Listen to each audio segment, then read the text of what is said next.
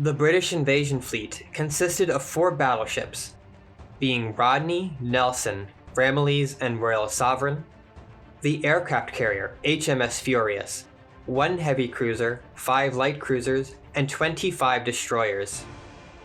Accompanying them were 23 armored merchant ships for supply, scouting, and net laying, 5 minesweepers, 7 sloops, and 2 submarine tenders to support 15 landing submarines.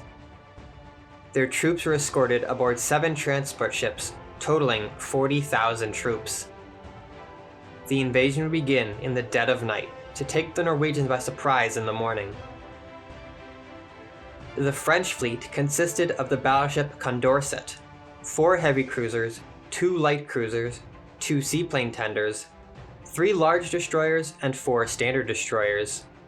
Accompanying them were 2 icebreakers, 1 net layer, 7 small escorts, and a submarine tender for 3 submarines. French soldiers were escorted aboard 21 transports and 16 armed merchant ships, totaling just over 80,000 troops. Opposing the Allies was a small German submarine force, consisting of 4 patrols totaling 11 U-boats, with an additional 2 minesweepers operating in the area. The Allies rendezvoused to the northwest of the Hebrides. Almost immediately, the French fleet detected a minefield between them and the rendezvous, but expert seamanship and detection allowed them to navigate around the minefield and meet up with their British counterparts. U-18, waiting near the Orkneys, never spotted the fleet she had attempted to intercept, and was forced to return home without firing. Having met up together, the Allied fleets began their journey to Norway. The 7th Cruiser Squadron and 19th Destroyer Flotilla reported no unusual sightings in their spearhead recon, and there were no sightings of Germans nor Morganas. What the fleet did not detect was the minefield it had unknowingly sailed into.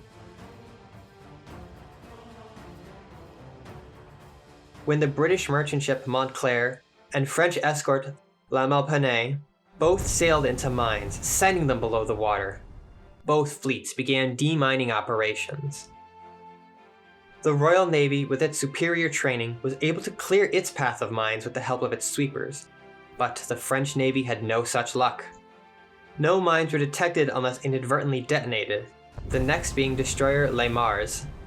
The icebreakers Castor and Pollux, both on minesweeping duties, were separated when Pollux sailed into yet another mine, sending the French ship under the waves.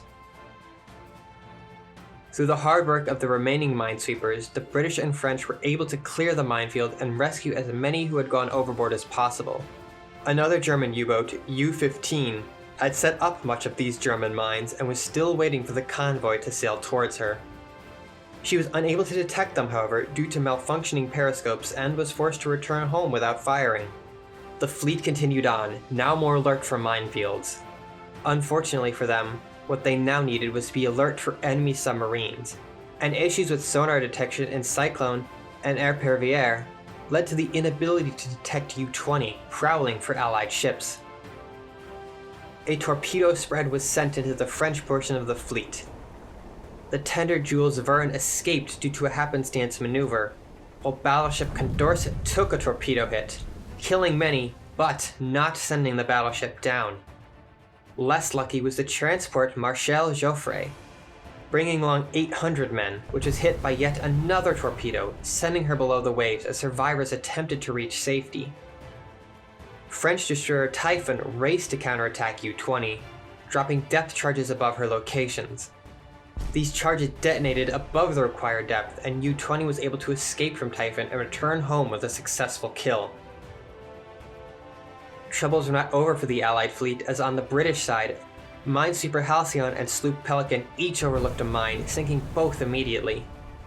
Still on high alert and in the midst of rescuing survivors, an aircraft was detected in the night sky. Furious launched 2 Gladiators with orders to engage immediately. The fighters intercepted their target, a new German BV-138 bomber, and shot it to pieces, crashing into the water below.